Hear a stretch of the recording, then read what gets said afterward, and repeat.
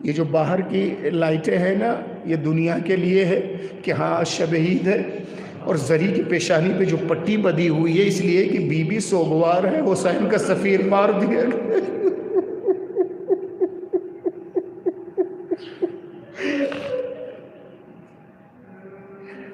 جو ناظرین ہمیں دیکھ رہے ہیں، جو سامعین سن رہے ہیں، آپ مجھے بتائیں، میں آپ سے ایک سوال کرنا چاہتا ہوں، دنیا میں کسی بھی ملک کے سفیر کو نہیں مارا جاتا ہے؟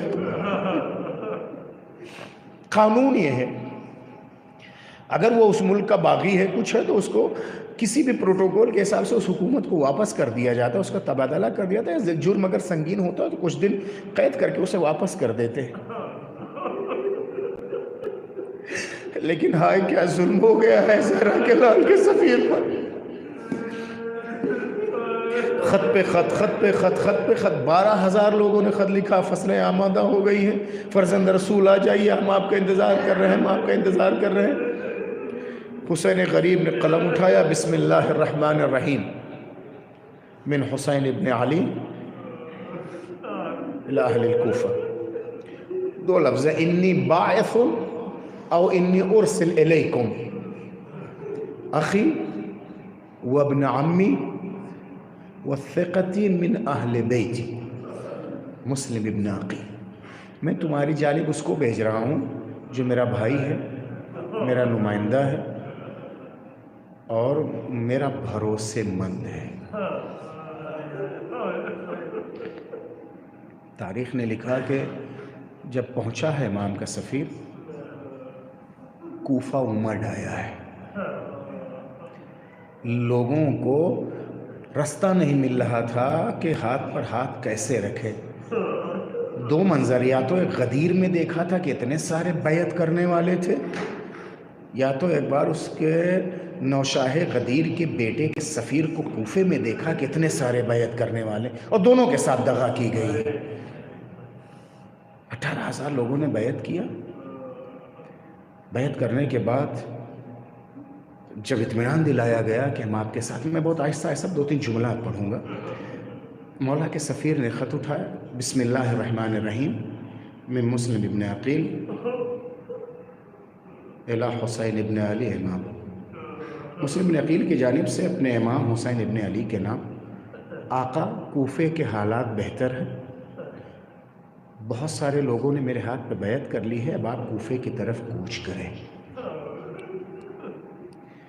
خط منتقل ہوا امام کی جانب، اور میں 2 منظر اور آپ کی زحمت تمام، نماز پڑھائی، نماز کے پہلی تکبیر پر تو ہزاروں کا مجمع، کوفہ، مسجد کوفہ آپ نے دیکھا ہے نا، کتنے ہزاروں کا ہجوم تھا، سارے لوگوں نے نماز پڑھی۔ مغرب کے السلام علیکم ورحمۃ اللہ وبرکاتہ کے بعد جب مسلم نے پلٹ کر کے دیکھا تو تاریخ نے لکھا چند تھے، کچھ نے لکھا کوئی نہیں تھا، تنہا مسلم نماز پڑھا کر کے جیسے ختم ہوئے۔ اللہ کسی امام جماعت پر، کسی سفیر پر، کسی امام کے نمائندے پہ یہ وقت نہ لائے کہ تکبیر پر ہزاروں لوگ کھڑے ہوں اور سلام جب پڑھ کے پھرے تو کوئی نظر نہ آئے۔ اب تنہا اٹھے تو تنہا جائے کہاں؟ غریب الدیار مسلم، تنہا مسلم، مسافر مسلم، پردیسی مسلم۔ کوفہ 1.25 لاکھ گھروں پر مشتمل تھا، بہت بڑا کوفہ شہر تھا، اس گلی سے اس گلی، اس کوشے سے اس کوشے، ادھر سے ادھر، عجیب سی کیفیت میں مسلم پھرتے۔ جب تھک گئے، پیروں نے جواب دے دیا، حلق سوکھ گیا، تو ایک دروازے پہ آ کر کے بیٹھ گئے، کوئی دکھائی نہیں دے رہا تھا۔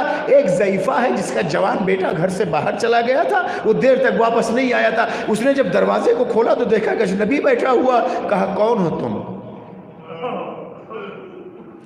کوفے کے حالات ٹھیک نہیں ہیں، تم اپنے گھر کیوں نہیں چلے جاتے ہو؟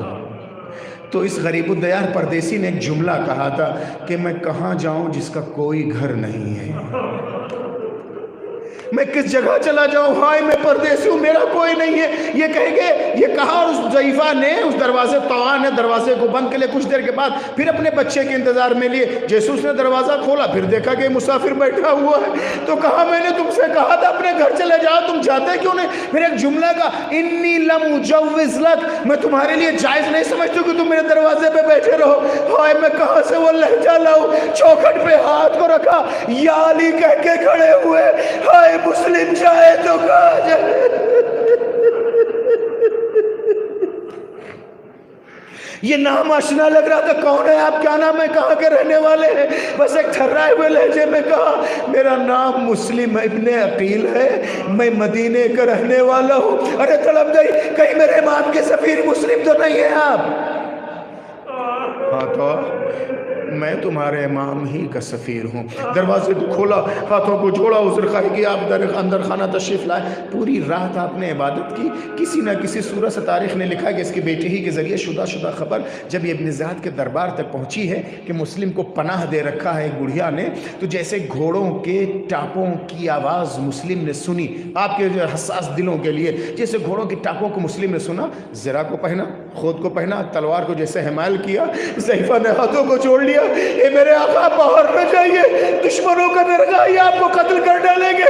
ایک بار سر کو جھکا کے کہا غیرت ہاشمی اجازت نہیں دیتی کوئی میرے چاہنے والے کے گھر کے اندر آ جائے، ہائے غریب الدیار مسلم، لیکن غیرت عباس لاشا فرات کے کنارے تڑپا ہوگا۔ جب خیمے چل رہے تھے بیویوں کے سر سے چادر اتاری جا رہی تھی، باہر نکل کے آئے، کشتوں پہ کشتے لگاتے رہے۔